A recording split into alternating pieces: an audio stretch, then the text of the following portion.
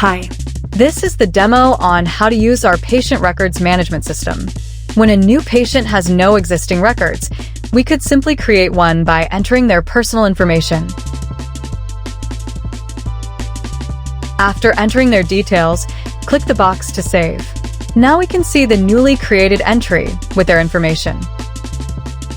We can search the existing records by simply entering anything about them.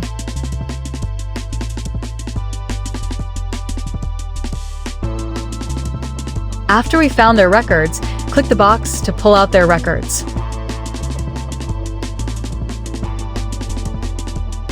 Now we are in the records section, where we can see all of the records of other patients and their record histories. The newly selected patient record is at the top of the list. We can now enter some more details about the patient's visit.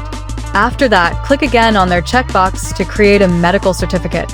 In our medical certificate section, the patient's information will be automatically transferred and ready to print anytime.